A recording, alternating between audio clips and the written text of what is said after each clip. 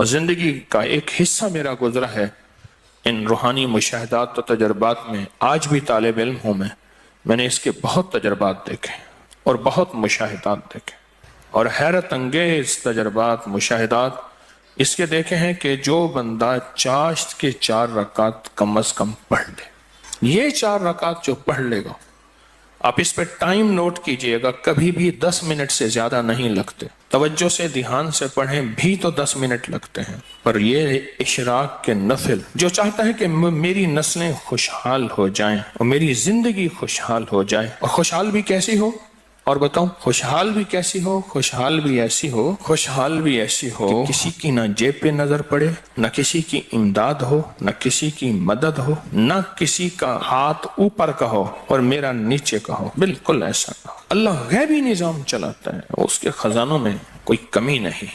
اللہ غیب سے اور غیبی نظام چلاتا ہے اور غیب سے عطا کرتا ہے. جو یہ فیصلہ کر لے کہ میں نے اشراق پڑھنی ہے، چاشت میں یہ نفل چاشت کے پڑھنے ہیں.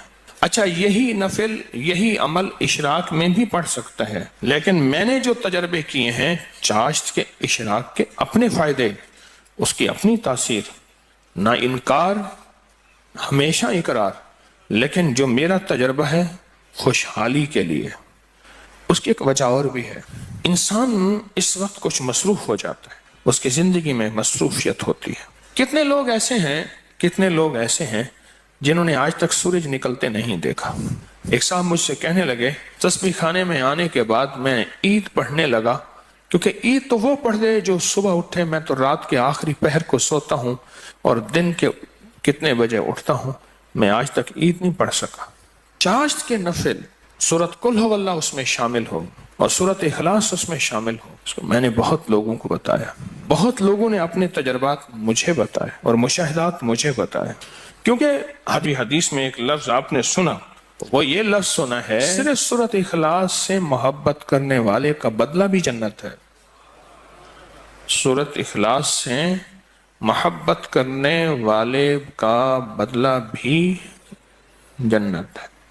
اب چاشت کی ایک رکعت میں جو بندہ چاشت کی رکعت میں ایک بار علم نشرح اور ایک بار قل ہو اللہ، بس کوئی مشکل نہیں. یہ آج میں آپ کو عمل بتا رہا ہوں.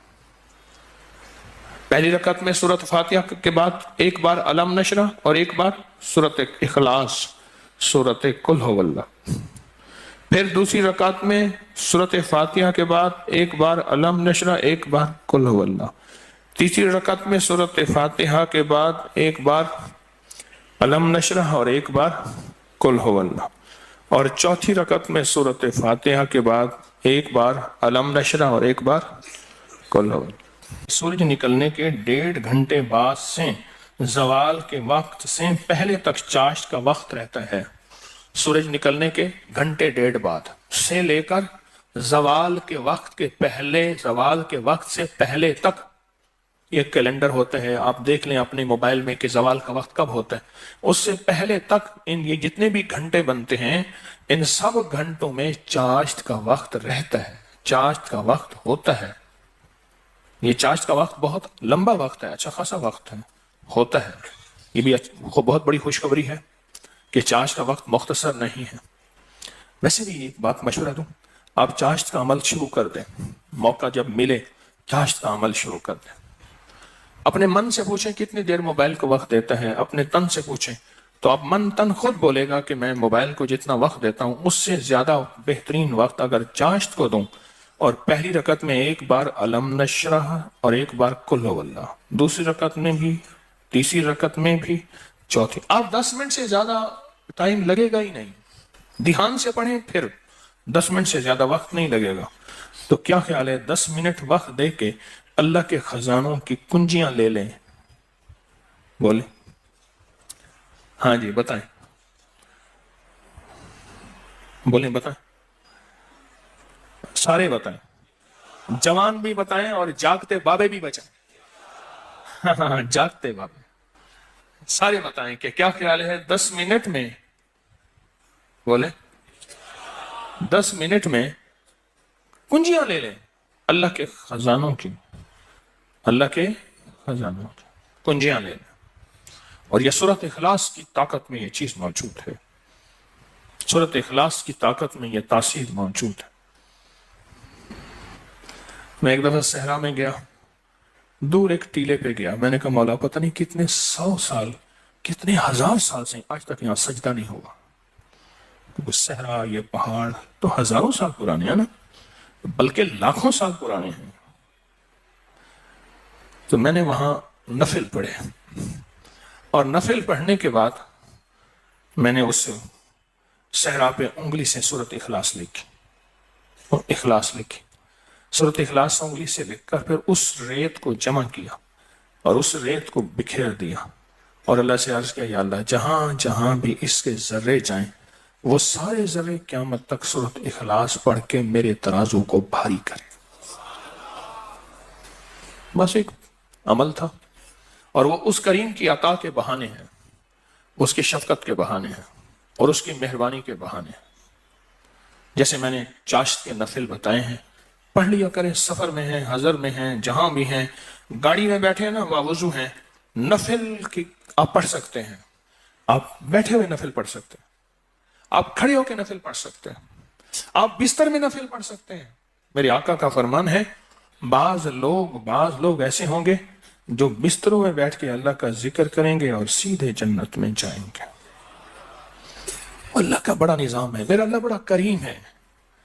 دیکھیں دین نے جہاں رعایت دی ہے اس کو لینا بھی دین ہے، اپنی طرف سے رعایت نہ نکالیں، اگر رعایت دی بھی ہے تو اس کو لینا بھی دین ہے۔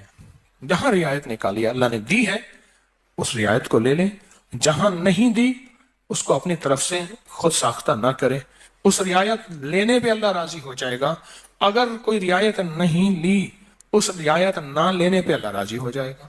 کچھ چھوٹے چھوٹے عمل ایسے ہوتے ہیں جو زندگی میں بندہ شامل کر لے۔ پورے 24 گھنٹوں میں کتنے منٹ ہوتے ہیں؟ 14 سے 40 منٹ ہوئے۔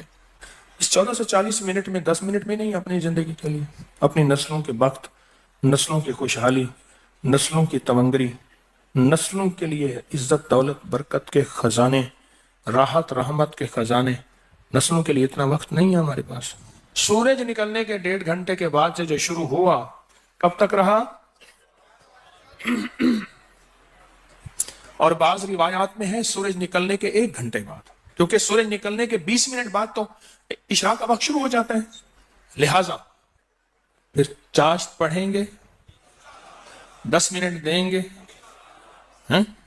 1400 کتنے منٹ؟ 40 منٹ میں 1410 منٹ اللہ کو دے دیں، 30 منٹ اپنے پاس رکھ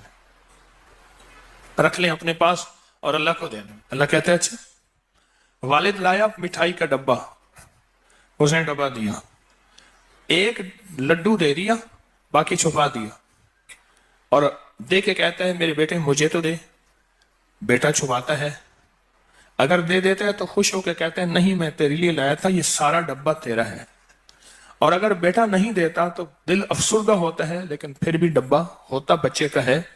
میرا اللہ کہتا ہے 1440 منٹ دیے ہیں، 10 منٹ مجھے دے دے، تیری نسلوں کو خوشحال کر دوں گا، بس اور کیا چاہیے؟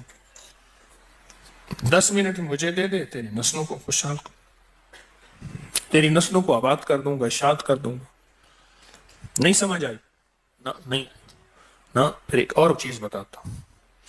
مرغی کیا کرتی ہے؟ کس دن کا چلا کاٹتی ہے، انڈوں پہ بیٹھتی ہے، حسب ضرورت کھانا کھا بھی لیتی ہے، پانی بھی پی لیتی ہے، باقی سارا وقت بیٹھ کے انڈوں کے اوپر بیٹھتی ہے۔